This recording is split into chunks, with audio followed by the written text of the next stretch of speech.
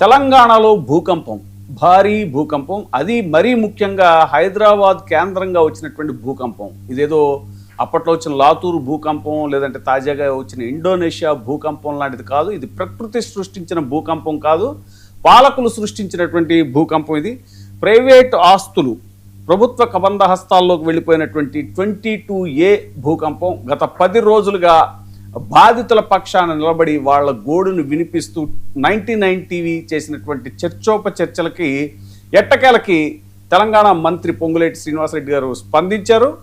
జరిగింది పొరపాటే అని ఒప్పుకున్నారు. అయితే అది అధికారుల పొరపాటు అంటూ చెప్పారు. తాజాగా ఆయన ఏమన్నారు ఒకసారి విందాం.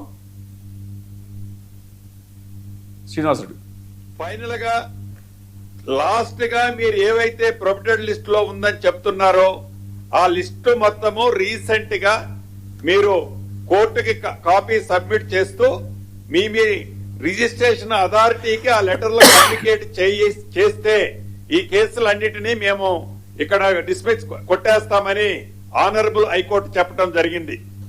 దాన్ని దృష్టిలో పెట్టుకొని 2025 ఎండ్ లో ఆల్ కలెక్టర్స్ ఇవి ప్రొహిబిటెడ్ లిస్ట్ లో ఉన్నాయని పాత కాపీని కంటిన్యూ చేసి ఇవ్వటం జరిగింది. అక్కడ డెఫినెట్ గా మా అధికారులది పొరపాటు ఉంది.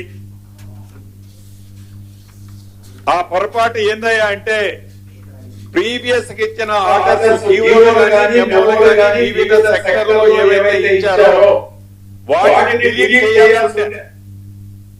డిలీట్ చేయకుండా ప్రీవియస్ గా అన్ని ఏవైతే జెన్యూన్ గా యుఎల్సీలో మెమోల ద్వారా శాంక్షన్ లో అప్రూవల్ ఇచ్చారో వాటిని ట్రాన్సాక్షన్ గా ఆన్లైన్ లో అప్లోడ్ చేయని కారణంగా సేమ్ దాన్ని ఫేస్ చేసి ఇల్లు రీసెంట్ గా డిసెంబర్ 2025 నాడు సబ్ రిజిస్ట్రార్కి కాపీ సబ్మిట్ చేసిన కారణంగా అయితే తెలంగాణ మాజీ మంత్రి హరీష్ రావు గారు దీన్ని చాలా తీవ్రంగా ఖండించారు. తాజాగా ఆయన మాట్లాడుతూ ఏమన్నారు ఒకసారి విందాం. మీ అపార్ట్మెంట్ ఉంటున్నావు కానీ అపార్ట్మెంట్ ప్రజలకు తెలియకుండా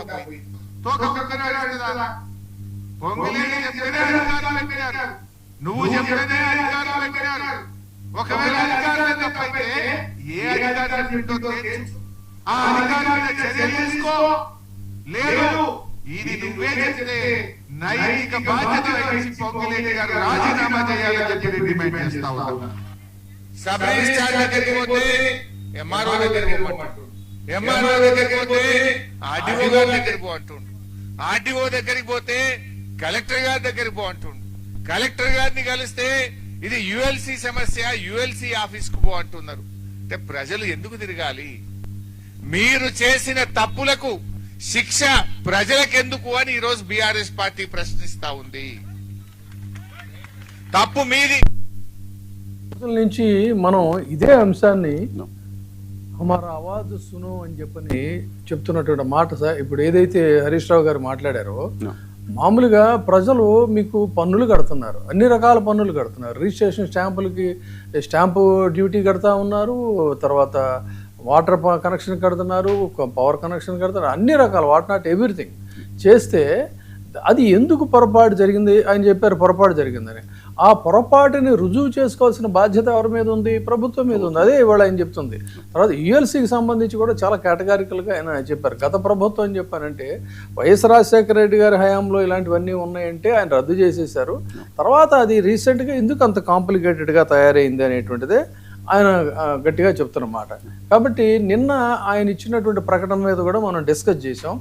దాన్ని కేవలం 2 రోజుల్లో ఏదో సరి చేసేస్తాను అల్లావుద్దీన్ అద్భుత దీపం లాగనేది కూడా ప్రాక్టికల్ ఇంపాసిబుల్ అని కూడా చెప్పాం. కాబట్టి ఒక పారదర్శకతతో, ఒక అకౌంటబిలిటీతో, జవాబుదారీతనంతో ఈ సమస్యని, ఇంత జటిలమైన సమస్య, లక్షలాది మంది ఇవాళ మల్కాజ్గిరిలో బాధితులు బయటకు వచ్చి చూస్తే అసలు చెప్పేదాకా మాకు తెలియదు అని చెప్పిన వాళ్ళు గగ్గోలు పెడుతున్నారు, భుజమేస్తామని చెప్తున్నారు.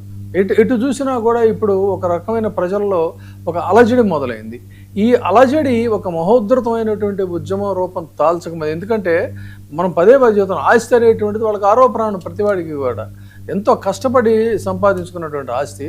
దాన్ని మీరు ఈ విధంగా రక్షించాల్సినటువంటి ప్రభుత్వమే ఇలా చేసినట్లయితే డెఫినెట్గా కడుపు మండిపోతుంది ఎవరికైనా సరే. అది అందుకని ఇంక అందులో దేర్ ఇస్ నో ఎక్స్క్యూజ్, ఎవరు ఏంటి అనేది కూడా చూడరు. అలాంటి పరిస్థితుల్లో ఇది మరి మళ్ళీ ఇది రాజకీయ నాయకులు కూడా దీన్ని టేకప్ చేశారు. హరీష్ రావు గారు ప్రతి అంశాన్ని ఆయన ప్రస్తావిస్తుంటే ప్రజల్లో చాలా అద్భుతమైన అనూహ్యమైనటువంటి స్పందన కూడా చూస్తున్నాం. అందుకే ఇది ఇప్పుడు మాట్లాడినట్టుగా ఇది ఒక భూకంపం, ప్రకంపనలు అన్నమాట. ఇవన్నీ కూడా మా ఆస్తులు, మా హక్కు, అలాంటిది మీరెవరు దీన్ని లాక్కోవడానికి అనేటువంటిది ఇంట్లో వాళ్ళు మాట్లాడుతున్నారు. అందుకని తక్షణంగా ఇప్పుడు చేయాల్సిన పని ఏంటంటే ఈ 22A ప్రతి సర్వే నెంబర్ని కూడా వర్గీకరించాల్సినటువంటి అవసరం ఉంది. ఏది నిజమైన ప్రభుత్వ భూమి, ఏది కాదు. ఓవరాల్గా మొత్తం ఒక బ్లాంకెట్ ఆర్డర్ ఇచ్చేయటం కాదు. ఆ బ్లాంకెట్ ఆర్డర్ ఇచ్చే ముందు ఒక సర్వే నెంబర్కి ఒక బ్లాంకెట్ ఆర్డర్ కాకుండా దాంట్లో ఎంత ప్రైవేటు భూమి ఉంది, ఎంత ప్రభుత్వ భూమి ఉంది, దాన్ని డిఫైన్ చేయాల్సినటువంటిది, సర్వే చేయాల్సినటువంటి బాధ్యత ప్రభుత్వానికి ఉంది.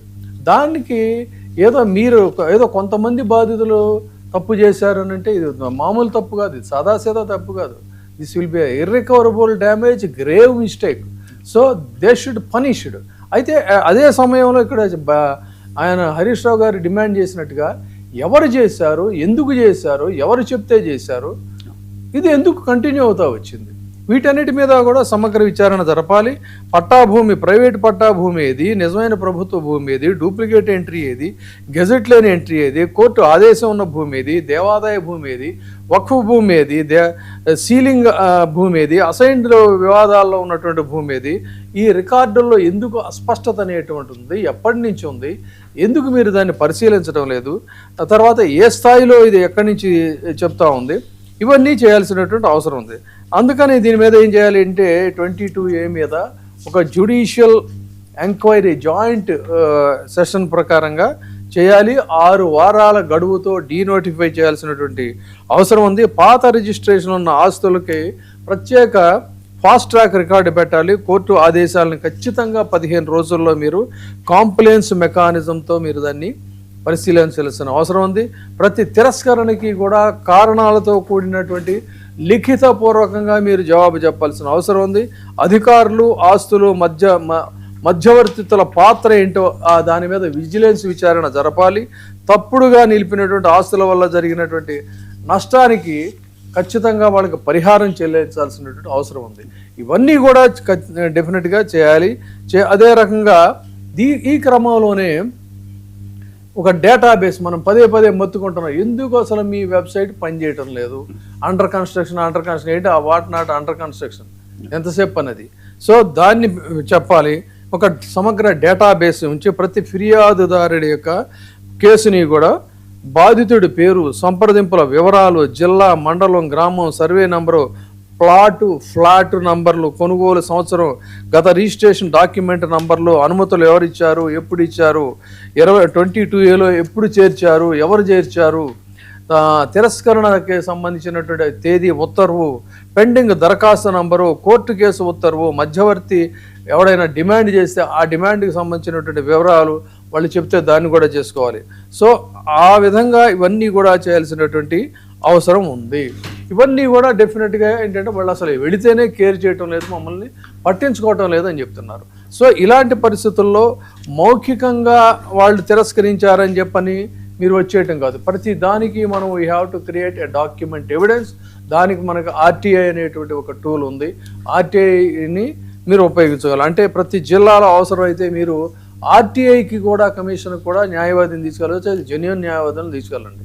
దీన్ని ఏదో చూస్తే అందులో నా శాతనంతా నేనేంటనే బాపతగాళ్ళు కూడా తయారవడం చాలా దురదృష్టకరమైనటువంటి అంశం ఇది. సో రిటైర్డ్ రెవెన్యూ అధికారి, సర్వేయరు, రిజిస్ట్రేషన్ ఎక్స్పర్ట్స్, డేటా విశ్లేషకులు, ఈ బాధిత సంఘం ప్రతినిధి, సో వీళ్ళందరినీ కూడా ఒక జాయింట్ యాక్షన్ కమిటీ లాగా పెట్టాల్సినటువంటి అవసరం ఉంది. సో మరీ చెప్తుంది ఏంటంటే, సరే ఒక డేటాబేస్ అనేది తయారైంది అనుకుంటే ఈ వెబ్సైట్లో కనుక ఆ పౌరుడు దాన్ని ఎలా తెలుసుకోవాలి అన్నట్టయితే తెలంగాణ రిజిస్ట్రేషన్ శాఖ ప్రొహిబిటెడ్ ప్రాపర్టీస్ పోర్టల్ అనేది prohibition data is under review, it will be published soon అనే దాన్ని మీద ముందు హరీష్ రావు గారు లాంటి వాళ్ళకి కూడా మనం నాయకులు దీన్ని టేకప్ చేసిన వాళ్ళకి కూడా చెప్పేది ఏంటంటే, ఫస్ట్ మీరు దీన్ని నిలదీయండి. Prohibition data is under review, it will be published soon అంటే ఏంటి? అది వారాల, నెలల, లేకపోతే సంవత్సరాల, లేదు అన్నట్లయితే ఇప్పుడు మనం క్రీస్తు శకంలో ఉన్నామా, తర్వాత మళ్ళీ వచ్చే శకం ఏంటి, అప్పటికేమైనా అది పూర్తవుతుందా? ఇది ఖచ్చితంగా దీని మీద డిమాండ్ చేయాల్సినటువంటి అవసరం ఉంది. అంటే వేగ్గా అండర్ కన్స్ట్రక్షన్ అని చెప్పనేస్తే కాదు. సో దాన్ని ఎప్పటిలోపు అసలు ఇది ఎందుకు అబ్స్ట్రక్ట్ అయింది, దానికి కారణాలు ఏంటి, సాంకేతికపరమైన కారణాలు, ఆ వివరాలు కూడా చెప్పాల్సినటువంటి అవసరం ఉంది. సో ఆస్తిని నిషేధిత జాబితాలో పెట్టే అధికారం ప్రభుత్వానికి ఉంటే దానికి సంబంధించినటువంటి కారణాలను కూడా డిస్క్లోజ్ చేయాల్సినటువంటి అవసరం ఉంది. అంటే what I mean to size, A clause కింద పెట్టారు, ఏ చట్టం కింద పెట్టారు, ఏ సర్వే ఎక్స్టెంటు, ఏ ఓనర్షిప్ రికార్డు, ఏ నోటిఫికేషను, ఏ తేదీ నుంచి పబ్లిక్ డొమైన్లో, ఇవన్నీ కూడా ఉంచాల్సినటువంటి బాధ్యత ప్రభుత్వానికి ఉంది. Because this is a people's democracy. అందుకని they have to responsible for the people's demand. అందుకని ఆ పని చేయాలి. ఇక పరిష్కారానికి సంబంధించి 22A జాబితాలను సవరించే ప్రక్రియ ప్రారంభించడం అనేది మంత్రి గారు చెప్పిందని ఖచ్చితంగా మనం స్వాగతిస్తున్నాం, నేను కూడా అన్నాం మనం. బట్ అయితే అట్ ది సేమ్ టైం గత పొరపాట్లు మళ్ళీ 2 రోజుల్లో పరిష్కరిస్తామని చెప్పని ఆ సమస్యను మరింత జటిలం చేసి కొత్త సమస్యలను సృష్టించడం కాదు. దానికి శాశ్వత పరిష్కారం ఉండాలి. శాశ్వత పరిష్కారం ఎలాగో అన్నట్లయితే హైదరాబాద్ జిల్లాని తీసుకుందాం. ఫర్ ఎగ్జాంపుల్, హైదరాబాద్ జిల్లా పూర్తి డ్రాఫ్ట్ లిస్టుని డిస్క్లోజ్ చేయాలి. అంటే వెబ్సైట్లో ప్రజలకు తెలియజేయాలి. ప్రతి ఎంట్రీకి క్లాజు, ఎక్స్టెన్షను, సపోర్టింగ్ రికార్డు జత చేయాలి. ఫర్ ఎగ్జాంపుల్ హఫీజ్పేట్, కుక్కట్పల్లి, శేర్లింగంపల్లి ఇలాంటి ప్రాంతాలు ఉన్నాయనుకుంటే వీటన్నిటి వెరిఫికేషన్ కోసం ఎగ్జాంపుల్ చెప్తానమాట, ఒక ప్రత్యేక సెల్ పెట్టండి. ఆ ప్రత్యేక సెల్లో ఏం చేయాలి అన్నట్లయితే కోర్టు ఆదేశాలు ఉన్నట్టయితే కోర్టు ఆదేశాలు ఉన్నటువంటి కేసులు ఇవి, వాటికి సంబంధించిన రిట్ పిటిషన్ నంబర్లు ఇవన్నీ కూడా ఇలా ఉన్నాయి. వాటన్నిటిని కూడా ఒక రకంగా చూడాలి. ఒక సర్వే నంబర్లో ఒక వివాదాస్పద భాగాన్ని మాత్రమే మీరు ఇందాక చెప్పినట్టు టోటల్ బ్లాంకెట్ ఇది కాకుండా ఏ పర్టికులర్ పార్ట్ ఉంది దాన్ని మీరు సపరేట్ చేయండి. ఇప్పటికే రిజిస్టర్ అయ్యి అనుమతి నిర్మాణం పొందినటువంటి వాటిల్లో నివాసంలో ఉన్న ప్రాజెక్టులకి ఫాస్ట్ ట్రాక్ హియరింగ్ ఉండాలి. అంటే ఫాస్ట్ ట్రాక్ హియరింగ్ వల్ల ఏంటంటే వాళ్ళకి ఆల్రెడీ వాళ్ళు నివసిస్తున్నారు అక్కడ. సో ఎన్ని రకాల ఒత్తిళ్ల మధ్య కొంతమందికి అది ఒక నైట్ మేర్ అవుతుంది. ఇప్పుడు పెళ్లి కోసం ఇందాక ఆయన హరీష్ రావు గారు చెప్పారు, ఎవరో ఒక ఆవిడకి పెళ్లి చేయాలని చెప్పి అనుకుంటే ఆస్తి ఇలా ఉందండి, రిజిస్ట్రేషన్ కోసం వెళితే లాస్ట్ మినిట్లో తెలిసిందని చెప్తున్నారు. సో ఇలాంటి వాటన్నిటికీ కూడా ఖచ్చితంగా మీరేం చేయాలంటే ఫాస్ట్ ట్రాక్ ఇది సెల్ అనే దాన్ని పెట్టాల్సినటువంటి అవసరం ఉంది. తర్వాత సపోర్టింగ్ డాక్యుమెంట్స్తో కూడినటువంటి స్పీకింగ్ ఆర్డర్స్ ఇచ్చి దాన్ని వెంటనే ఇంప్లిమెంట్ చేయమని చెప్పాల్సిన అవసరం ఉంది. కోర్టు ఆదేశాలు ఉంటే రెవెన్యూ, రిజిస్ట్రేషన్, మున్సిపల్ శాఖలన్నిటికీ కూడా ఒక నోడల్ ఆఫీసర్ని పెట్టి వాటిని వెంటనే ఎగ్జిక్యూట్ చేయమని చెప్పాల్సిన అవసరం ఉంది. సో ఈ విధంగా 22A యొక్క భూముల్ని కాపాడేటువంటి కవచంగా ఇది 22A ఉండాలి. అట్లాగే ప్రజల సొంత ఇళ్ళు వాళ్ళకి సంఖ్యలుగా మారకూడదు. వాటిని ప్రొటెక్ట్ చేసేటువంటి విధంగా, వాటికి జవాబుదారీ విధంగా ప్రభుత్వం వ్యవహరించాల్సినటువంటి అవసరం ఉంది. కోర్టు తీర్పు వచ్చిన తర్వాత కూడా నిషేధిత ఎంట్రీ కొనసాగితే అది టెక్నికల్ ఇష్యూగా దాన్ని చూడడానికి వెళ్ళలేదు. అది దానివల్ల ఏమవుతుంది చాలామందికి అంటే అసలు న్యాయ వ్యవస్థ మీద కూడా విశ్వాసం దెబ్బతినే ప్రమాదం ఉంది.